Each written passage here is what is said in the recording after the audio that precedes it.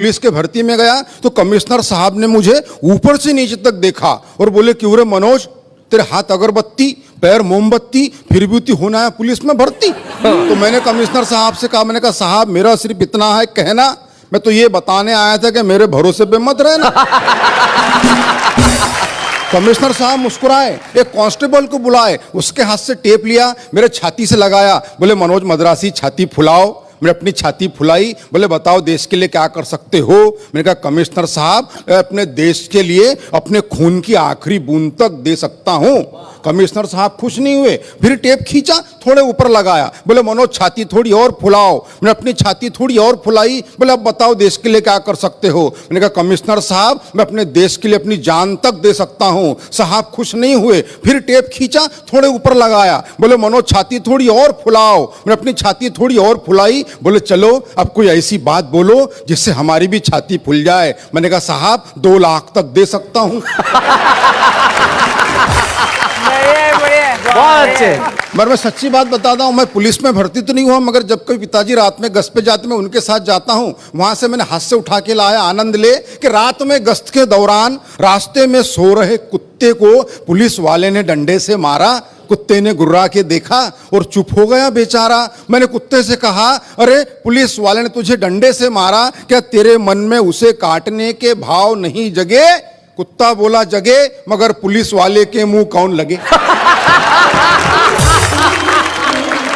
जैसे ही पुलिस की जीप बड़ी आगे, 2 चोर आ रहे थे भागे भागे। पुलिस वालों ने चोरों को पकड़ा, अपना हाथ दिखाया तगड़ा। थोड़ी देर बाद दोनों चोर मुस्कुराते हुए जाने लगे तो मैंने चोरों से कहा, बेवकूफो शर्म करो थोड़ा, चोरी करने के बावजूद पुलिस वालों ने तुमको छोड़ा। तो एक चोर बोला, ऐसे ही थोड़ी छोड़ा, कुछ हमने छोड़ा तब कहीं जाके छोड़ा। बहुत अच्छे, बहुत बढ़िया, बहुत अच्छे।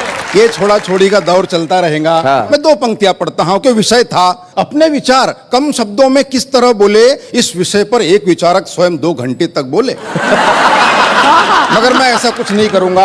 आप कल्पना कीजिए, पंडित जवाहरलाल नेहरू का जन्मदिन हम पूरे देश में बाल दिवस के रूप में मनाते हैं। वहां से मैंने कल्पना उठाने का प्रयास किया है कि बाल दिवस के दिन प्रकाश नाम का एक बालक अंधियारे में खड़े होकर सब्जी बेच रहा था। क्या बात है भाई, बहुत बढ़िया, बहुत अच्छे। बाल दिवस के दिन प्रकाश नाम का एक बालक अंधियारे में खड़े होकर सब्जी बेच रहा था। मैंने उस बालक से पूछा, पालक है क्या? उसने मुझे घूर के देखा और बोला, भाई साहब अगर पालक होते तो मैं सब्जी क्यों बेचता? क्या बात है, वाह वाह वाह।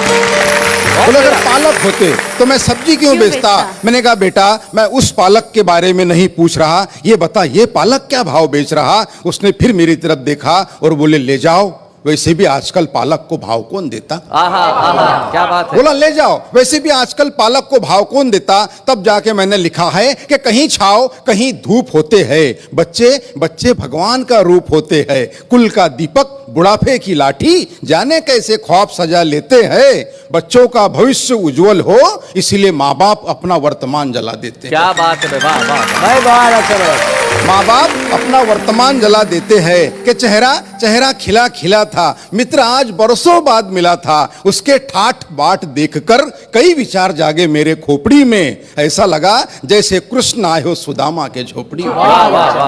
ऐसा लगा जैसे कृष्ण आए हो सुदामा के झोपड़ी में। मिलते ही बोला, यार तू आ कभी नजदीक ही, मेरा बंगला है, गाड़ी है, नौकर है, चाकर है, विदेशी बैंकों में लॉकर है, सुंदर सी पत्नी है, फूल से बच्चे हैं। यह सारी बातें वो कह गया। एक ही दम में मैंने उससे पूछा, माँ पिताजी कहाँ हैं? वो बोला वृद्धाश्रम में। क्या बात है। मैंने कहा दोस्त धन दौलत तो साथ में घड़ी 2 घड़ी होती है, मगर याद रख जिस घर में माँ बाप होते हैं वो जगह जन्नत से भी ज्यादा बड़ी होती है। वाह वाह वाह वाह।